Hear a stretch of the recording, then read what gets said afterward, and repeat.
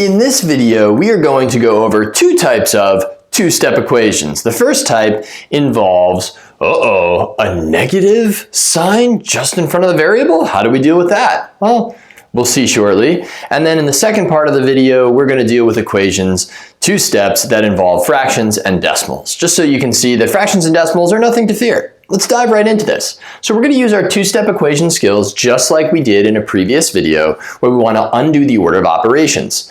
Now here I notice that I've got the variable on the right side, a number on the left side, no sweat. I'm going to deal with this moving from right to left, undoing the order of operations, or you could rewrite the equation as minus b plus 17 equals to negative 12. Just swing all of this over here.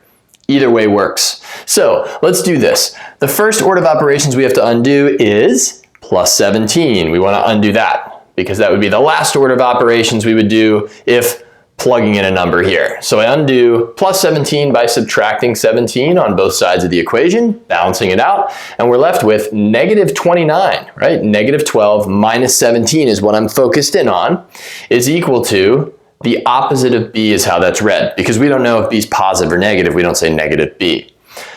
Notice that that canceled out, and that's good news. Okay, now we've got negative 29 equals the opposite of b. Well, a couple different ways of looking at this. You could look at this logically and say, well, if I've got the opposite of b is negative 29, then regular old b is positive 29. Another way of looking at it is, this is the same as negative 1 times b is equal to negative 29. And how do you undo a number times a variable? Well, you divide by that coefficient, by that number. So we divide both sides by negative 1, and that leaves us with a positive 29 is equal to positive b. That's all there is to it, peeps. You could, of course, plug in your answer into the original problem and see that negative 29 plus 17 is equal to negative 12. Do a little bit of a mental math check. All right. So let's check out this problem now. A very similar one, just to make sure we're in good shape on it. How do we undo what's going on here? Well, the order of operations would have us plug in a number here, and then we would be doing 45 minus that number equals 84. So I'm going to actually undo the plus 45 first. So I'm going to subtract out 45 from both sides of the equation. And when I subtract that out from both sides of the equation, I'm going to get, well, that this cancels, which is the most important part, leaving us with minus x, or the opposite of x. 84 minus 45 is 39. So now that we're left there with 39 equals the opposite of x, we do something similar to what you just saw. We've got that the opposite of 1 times x, or negative 1 times x, is equal to 39. And now we're going to divide both sides by negative 1 to undo multiplication by negative 1. So we're left with x, which is now on its own. That was our goal. So x is equal to 39 divided by negative 1 is negative 39. And that's it. That's your final answer. Not much different than what we've been doing before. Of course, if you want to check your answer, we'll do like we did in the last problem. You have 45 minus x is equal to 84. And so 45 minus x, x is negative 39.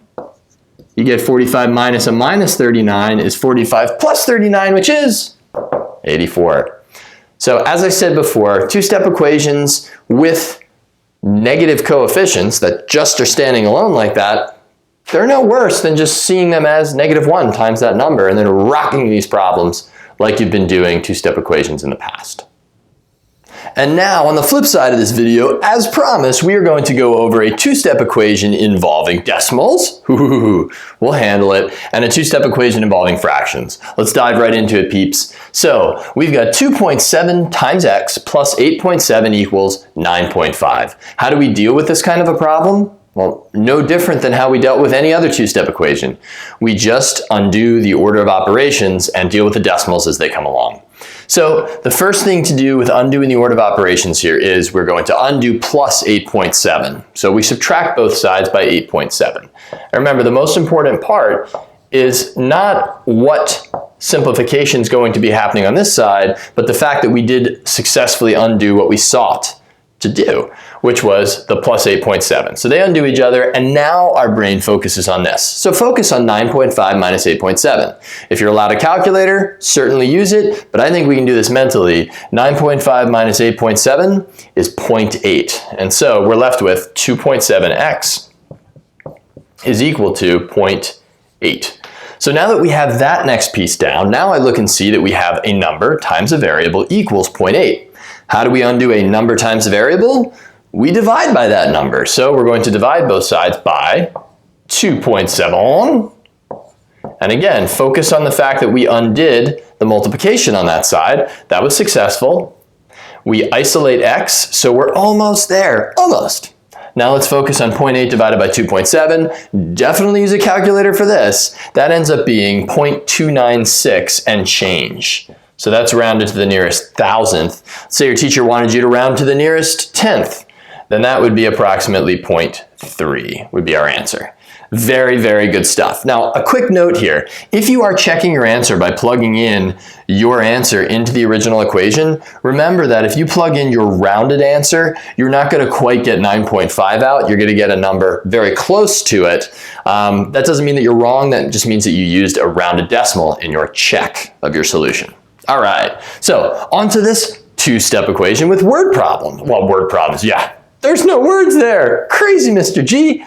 With fractions. So the fractions have me frazzled. Don't let them frazzle you though. What we're going to do is we're simply going to solve this problem like we would any two-step equation. We want to undo the subtraction of a number, so we add that number, 1/3, to both sides. So I'll add 1/3 to both sides of the equation like that. So now that we've undone what we sought to, we're now focusing on doing this math. 5/6 plus 1/3 we can handle. We need a common denominator. Let's go off to the side and deal with our fractions separately. So this is going to be the same as 5/6 plus, and we need this to be out of 6. So I multiply the numerator and denominator by 2/2. And so that's going to give us 2/6.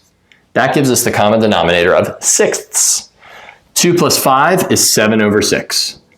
So I take all of this side quest that I've done, right, all this side story, my end result is from adding this is 7/6.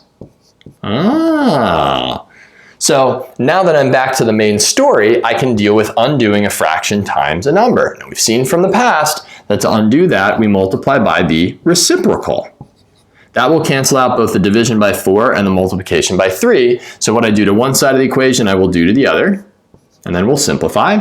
So the 4's divide out, the 3's divide out, leaving us with just x. And as we said before, that makes us happy. We've accomplished our goal. And now we're going to simplify the multiplication of fractions. So only focus on that piece. So we've got 7/6 times 4/3. 4 and 6 have a common factor of 2. Goes into 4 twice and goes into 6 3 times. There are no other common factors between the numerators and denominators that are there. So we multiply across. 7 times 2 is 14, over 3 times 3 is 9. And as a mixed number, if your teacher wants it that way, that's 1 5/9. But I would leave my answer like this. How do you check your answer? You plug 14/9 into here, subtract 1/3, and you will get 5/6 out. It's a beautiful thing, peeps. Solving two-step equations, no matter the type of numbers involved, is all about undoing the order of ops.